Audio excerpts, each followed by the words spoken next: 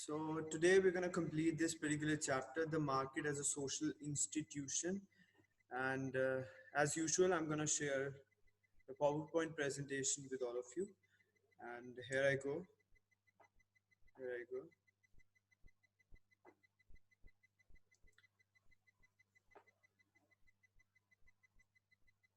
Today is going to be last day of this chapter, and we're going to complete it already.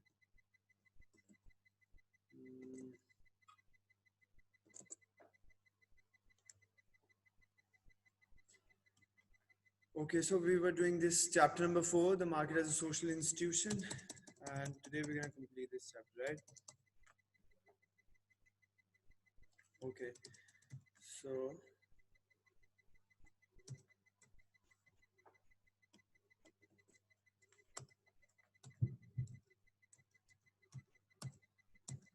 in the last class, what I discussed with all of you, I discussed the second feature of capitalist society. After we had to do two features of capitalist society. One was your commodification, second was consumption. So I discussed consumption as well, and after that, after discussing this consumption concept, I discussed globalization, and we finished globalization. And today we're gonna do our last concept in the form of liberalization, and with this concept we're going to complete this chapter. All right, and after the completion of this particular class, I'll be sending you this PowerPoint presentation of chapter number of this particular chapter, which is chapter number 4 of your textbook. So I'm going to send this complete PPT in which your entire chapter is there. All right, black screen, nothing is visible on your screen other than black screen. Now it's fine. Okay. So we're gonna start with this last concept of liberalization, right? And after the completion of this class, as I've already telling you that I'm gonna send this PPT and of this particular chapter, entire chapter, right?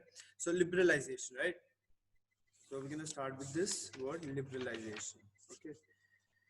Remember that liberalization means when something is liberal, when we have freedom, when we are liberal, when liberty is there. So liberty in market, freedom in market is what liberalization is all about, right? So liberalization basically includes certain policies or certain range of policies that makes a market liberal market. Because of liberalization, globalization happens, right? If liberalization won't be there, then we will not able to have a free market. Then government is always going to you know regularize things. Then government is always going to put certain restriction. And when government doesn't put restrictions on the market, when government doesn't put impose certain taxes or tariffs on the market, then it becomes a liberal market, right? So we're going to understand what liberalization is all about. Liberalization means, you can easily understand from the word itself. Liberalization means having liberal atmosphere, having liberty in the market. Government is not putting any kind of or imposing any kind of tax or tariffs also means tax. So government is not harshly or strictly regulating the market, right? And when liberalization is there, then only foreign companies start doing investment in one country or another country. If our government is liberal, then our government is definitely going to allow the foreign markets to come and invest here, or to start industries, or to start doing business in our country, right? So liberalization, so what does it mean? Liberalization includes why foreign companies are there in India. Why not only if I talk about automobile, why Maruti Suzuki is an Indian company, right? Why Hyundai is there? Why Ford vehicles are there? Why your you know why Ford vehicle, why Volkswagen is there? Why different companies, automobiles companies are? Because our market is liberal market. We allow foreigners to come and do trade and do businesses here, right? That's what liberalization is all about. So liberalization includes a range of policies, such as, now what are those policies? If we'll understand policies of liberalization, we're definitely going to understand liberalization, what this word actually means. So the privatization, privatization of public sector enterprise, selling government owned companies to private companies. So it's simply a privatization, right? Now India is a mixed economy. Why we say that India is a mixed economy? India is a mixed economy because here private ownership is also exist, and public ownership is also existing in India. So both public ownership means government ownership, right? There are companies that are completely owned by government. There are companies that are completely owned by private companies, right? So private and public ownership is there. That's the reason we say that we have a mixed economy, right? We have liberalization also, and certain companies are already owned by government, right? And there are certain companies which are privately run also, right? So the privatization of public sector enterprises. Now how we can say this? If we talk about airlines, right? When we talk about airlines, now Air India is a company that is owned by government of India, right? So in civil aviation, or in when we talk about airlines, then private ownership is also there, and government ownership is also there. Now Air India is a company that is owned by our government, but there are certain other certain other airlines like Kingfisher was there, which was completely under the ownership of Vijay Mallya. So private ownership is also there. That's the reason we say that India is a mixed economy, where private ownership and privatization and private ownership and government ownership is both are existing in India, right? So the privatization of public sector enterprises, selling government owned companies to private companies. Now talking about petroleum or diesel, there are certain companies in India that are run by that are manufacturing or that are producing oil, petroleum, right? So it's not like petroleum or diesel or any kind of oils are manufactured and sold by the government of India only. There are certain private companies also that sell and that own companies of petroleum or diesel or something like that, right? So we have got both kind of companies here. So the privatization of public sector enterprises, this is what it means: loosening of government regulations on capital, labor, and trade. So loosening of government regulation means government is not regulating on strict basis. Government is not um, completely setting up the laws or completely setting up the rules and regulations that how labor should be treated, how trade should be treated. Government has kept things on a liberal basis. Government has given a lot of liberty to certain trades or certain capital or industries or trades. So government is not putting strict regulations on things, right? This is what loosening of government regulation is all about. Now number 3 point, a reduction in tariffs. Tariffs means taxes, right? And import duties, so that foreigners goods can be imported more easily. So I've already told you that our government has been quite liberal in this sense. That's the reason foreign companies come here and invest in India, right? So what do you mean by tariffs? Tariffs mean taxes. There are certain taxes, there are certain tariffs or import duties that government can impose. Government can be very strict at times. How? There is VAT, value added tax, then there is GST, then there is excise duty, then there is custom duty, right? So there are kind of many taxes that government can impose. If government will be liberal, if government will show some liberty, then only foreign companies will start investing it. Earlier, you can easily understand this concept by understanding that nowadays KFC has come in. Earlier it was only there in Australia, America, and other foreign companies, but now KFC has come in. Certain foreign companies have started investing here. So why it is happening? It is happening because of the liberalization policies that India has implemented. Because of the liberalization policies that India has uh, adopted, right? It's because of that. So I'm sure you are understanding what is liberalization is all about, what this word actually means. So another word for such change is marketization. So when liberalization is actually happening in any country, then it gives rise to marketization. Look, results of what it means. Results of all these policies give rise to marketization. Results of all these policies give rise to privatization. That's the reason in number 1 point or number A point, privatization is there. So all the policies that are there in the liberalization process, all the policies that come under liberalization actually gives rise to privatization, actually gives rise to marketization, because market, starts building and privatization also starts happening. People start owning their own industries. People start, setting up their private businesses. All this happens because government is liberal. All these things happen because government is not, strict in terms of taxes. Government is allowing foreign companies to have their businesses here in India as well. So marketization, now in this line, what is written? Marketization, free market. Obviously it's a free market. And when people do marketization, when people start selling their products and goods in the market, then it becomes marketization. It's because of liberalization actually. So those who advocate marketization believe that these steps will promote economic growth and prosperity because private industry is more efficient than government owned industry. Now look, the moment I read this particular line, there is another example that comes in my mind. You know, when government is when government supports liberalization, then what happens here is that it always helps in the economic growth. It always helps in the growth in terms of economy of any country. And a country becomes prosper means a country becomes successful in accumulating wealth, in accumulating, more and more economic power. And liberalization is very important. People who advocate means people who support marketization, people who support privatization. Marketization, privatization, liberalization, all these words are very much interrelated to each other, right?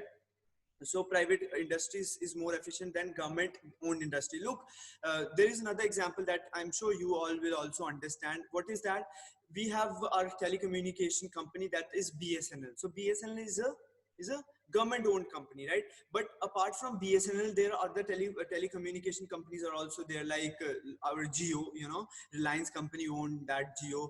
Then Vodafone is also there, Idea is also there. So what are these companies? These companies are privately owned companies. So I'm sure you are understanding what I'm trying to tell you. So private ownership is also there and government ownership is also there. Nowadays, what is happening? More and more people are switching from BSNL to other companies like Jio, Vodafone, Idea, Airtel. So all those people, why they are shifting towards? Because of the lines that is written here.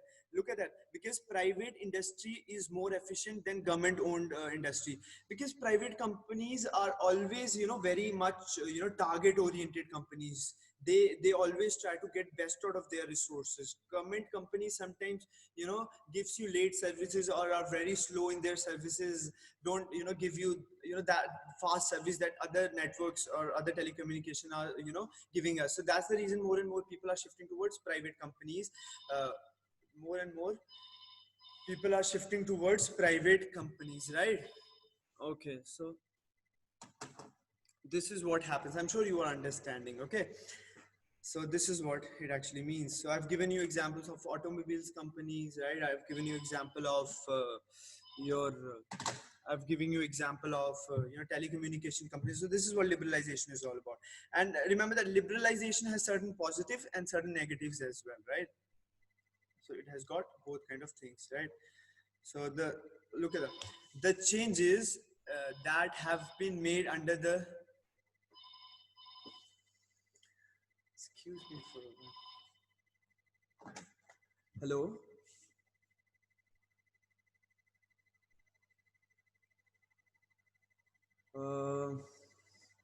आप एक number note करो, 70515 222 98। हाँ जी, ये आप inquire कर लो, वो आपको बता देंगे इसके। Okay, sorry for this. Okay, so what I was telling you, now the changes that have been made under liberalization program have stimulated economic growth. I told you when liberalization is there, obviously there is definitely going to be economic growth. More and more companies are going to come in India, and they are going to do what? They are going to start doing business here, and it is definitely good for the economic growth. and opened up Indian markets to foreign companies. For example, many foreign brands goods are now sold which were previously not which were not previously available. Increasing foreign investment is supported to help economic growth and employment. The privatization of public companies is supported to increase their efficiency and reduce the government's burden on of running these and reduce the government's burden of running these companies. However, the impact of liberalization has been mixed. Many people argue that liberalization and globalization have had or will have a negative impact on India, that its costs and disadvantages will be more than the advantages and benefits. Some sectors of Indian industry, software, information, agriculture, may benefit from the access to global market, but other sectors like automobiles, electronics and oil seeds will lose. They cannot compete with the foreign. So what actually this particular paragraph means here is that liberalization has both positives and negatives. How we can say this? Look, I can give you certain examples regarding this. Look, uh, earlier, I've already told you KFC was not there in India and certain other brands were not there in India. People were actually not aware of all those things, right? Nowadays, India is also uh, Indian people are also using certain brands which they were not using earlier, right? Why it has happened? It has happened because of the globalization. It has happened because of the liberalization. It has happened because of the privatization. The companies are coming here and doing businesses here. So what is it actually has happened here is that you know now certain industries or certain sectors have got advantage out of liberalization. How? Now agriculture, talking about agriculture, we have got different varieties of seeds that produce high yield, right? That can produce high production. So we have got the different kind of seeds from the foreign markets. So it is helping us in one way, right? We are now able to produce more out of the agriculture. It's because of liberalization, because foreign companies are helping us, helping us in improving our technology, helping us in improving our way of farming. They are giving us new ways. They are giving us helpful ways to produce and more and more production out of the agriculture feed, right? But somewhere they are also giving a lot of competition in other sense. uh, how we can say this? Look, talking about, if I talk about, look, here it is written automobile is a sector that that deals with the manufacturing of cars and all those things. Look what happened. Now Indian market, when we talk about the competition, foreign companies give Indian markets great competition, right? Earlier, if Indian company Maruti was dominating in the Indian markets, now there are different companies like Hyundai has come in and it's giving a lot of competition to the Indian market. How? Right now, all the vehicles of all the Maruti vehicles have discontinued, have stopped their diesel engines, right? Why it has stopped their diesel engine? Because market is demanding BS6 technology in diesel engines, but our Maruti company, Indian Maruti company, has not got that kind of technology in which it can produce BS6 diesel engines. But talking about different companies, Ford or Hyundai, different automobiles companies, they have developed their BS6 diesel engines. So they have actually come up with those diesel engines. So it means that what has happened here is that the foreign companies have given a lot of competition to the Indian company. So it is somewhere giving competition, is also it is giving competition to the Indian market. And what is actually happening out of that, Indian companies are are getting destroyed due to the competition that is coming from the foreign companies, because foreign companies have always better technologies than us. They have always got better machines than us. So now it not only helps us in upgrading our technology, but it gives certain competition also to Indian markets. So that's the reason when we see liberalization, we always try to understand both the aspects, positive as well as negative aspects, to understand liberalization. This is what actually it means, right? Okay. For example, Indian farmers are now exposed to competition from farmers in other countries because import of agriculture produce is allowed. Uh, Earlier, Indian agriculture was protected from the world market by support prices and subsidies.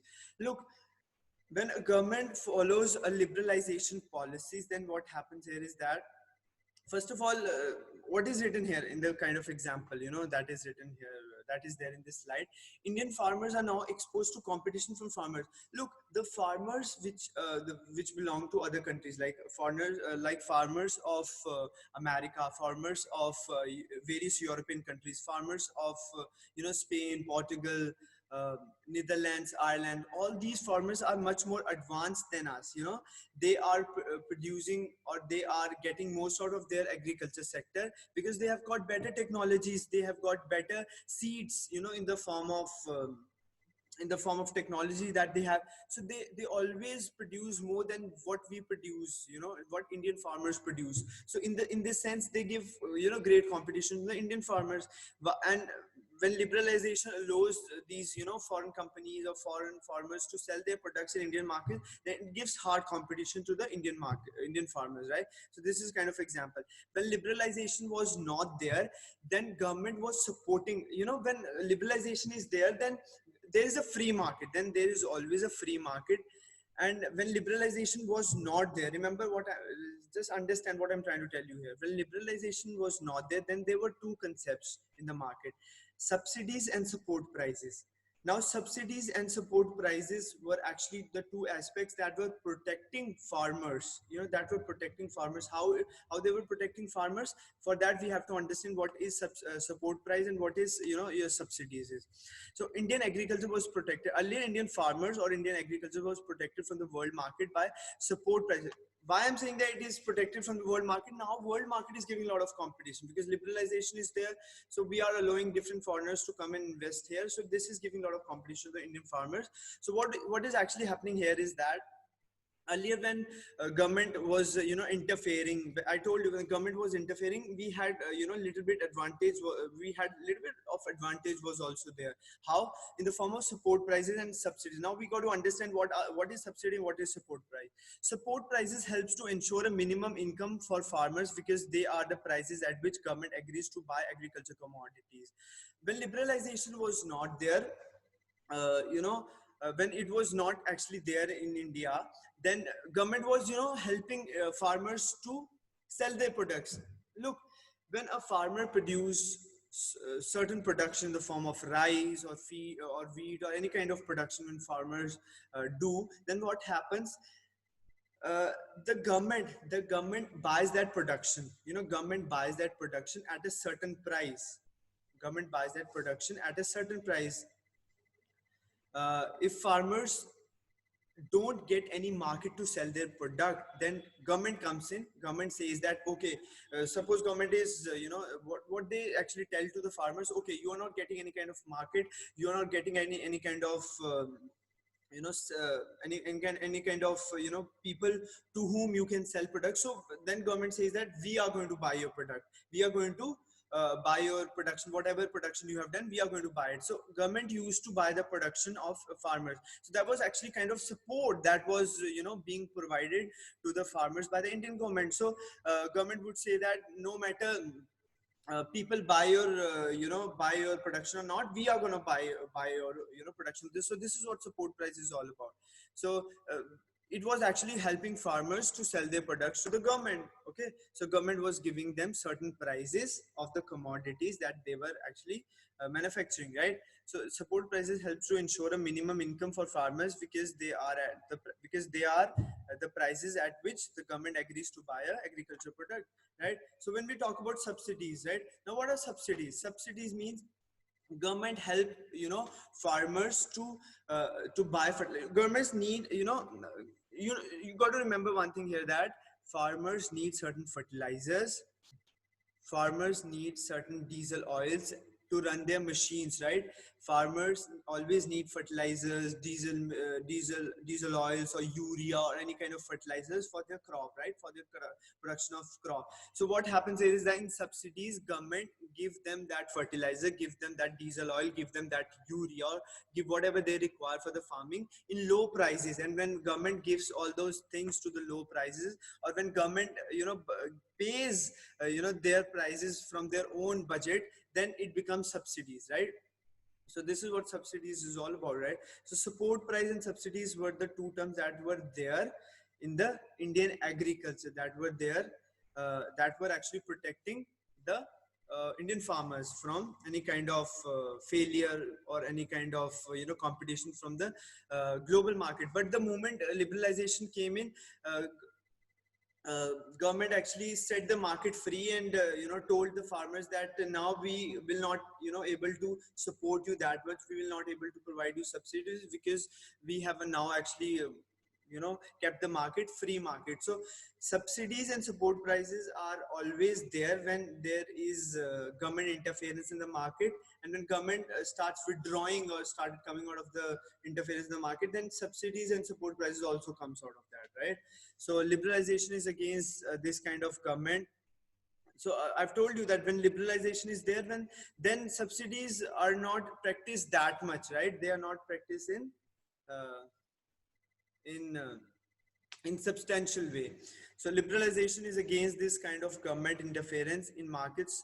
So support prices and subsidies are reduced or withdrawn. This means that many farmers are not able to make a decent living from agriculture. When subsidies will not be there, when support prices will not be there, then farmers obviously will not able to live to live a decent life. That's what actually it means. Okay.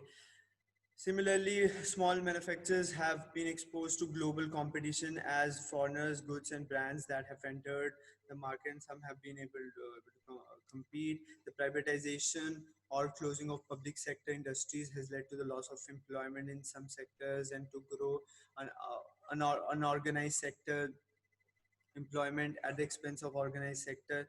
This is not good for workers because the organized sector generally offers better paid and more regular and permanent jobs. So there are two terms here: organized and unorganized sector. Organized sector is a government sector, right? And unorganized sector is your private sector, right? Nowadays, what is happening? More and more companies are coming, and more private companies are coming here. So this is actually declining the organized sector. This is actually declining the government sector. So more and more people are now losing their jobs because privatization has come in. More and more private companies are coming. So somewhere it is it is getting more in number than the unorganized sector. I'm talking about the organized sector.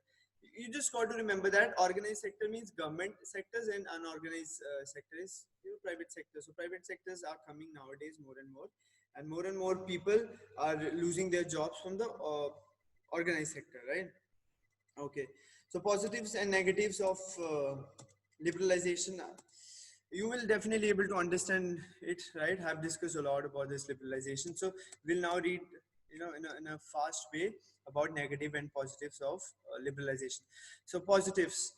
The changes that have made under the liberalization program have stimulated economic growth and opened up Indian markets to foreign companies. I'm sure now you will understand this, right? What this actually line means. After that, many foreign branded goods are now sold, which were not previously available. Increasing foreign investment is supposed to help economic growth and employment, right? I'm sure you will understand this as well. Okay, now more and more brands are coming in, and it's because of liberalization. We are actually allowing foreign companies to come here, right? It is having positives also and negatives also, right? Now we are discussing positives. The privatization of public companies is supposed to increase their efficiency and reduce the government's burden of running these companies. Now what do you mean by this? It is reducing the burden of running these companies.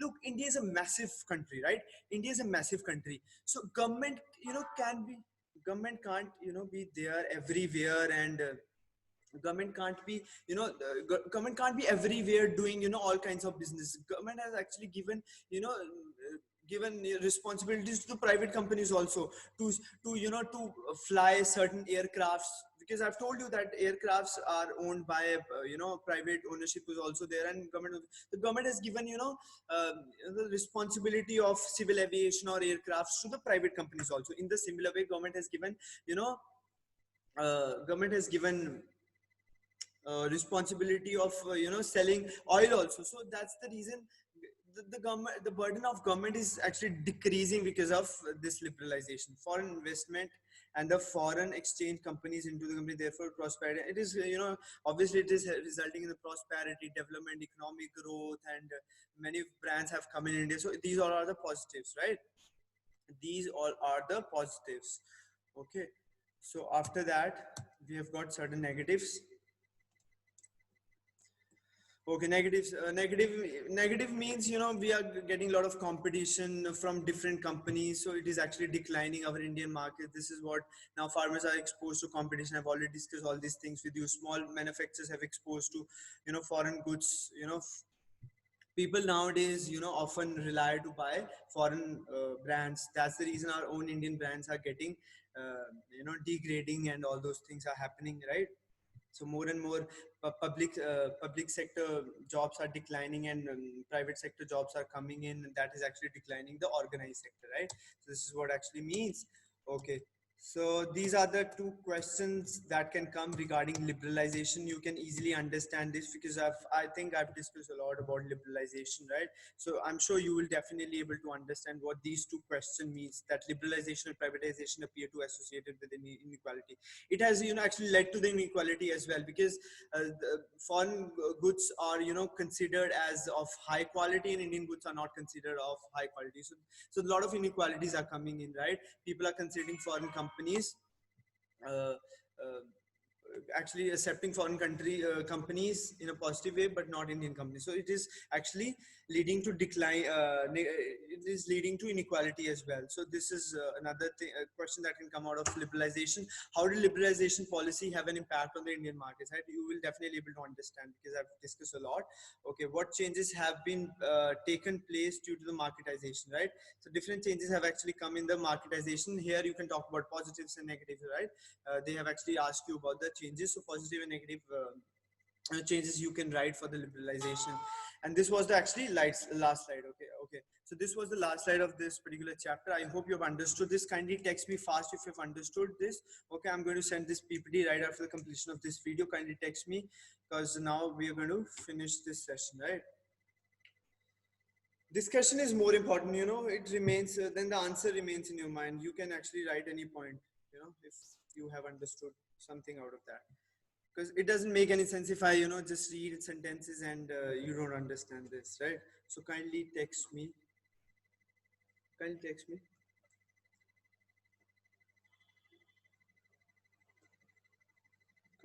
me, everyone. So today we have finished this chapter as well, right? Okay, understood, yes. Okay, understood, yes sir. Okay, so I'm sure you have understood this, right? You all have understood this. Okay, now what you need to do is that you have to, you know, go through this PPT, this PowerPoint presentation, and you will definitely understand everything. I've made this PPT in such a way that you will not miss anything out of this chapter, right? So with this class, okay, so now we have come to the conclusion of this particular session. Okay, so until then, take care all, stay safe, stay at home, and utilize your time, right? It's important to do that. And and until then, take care all, stay safe. Bye bye.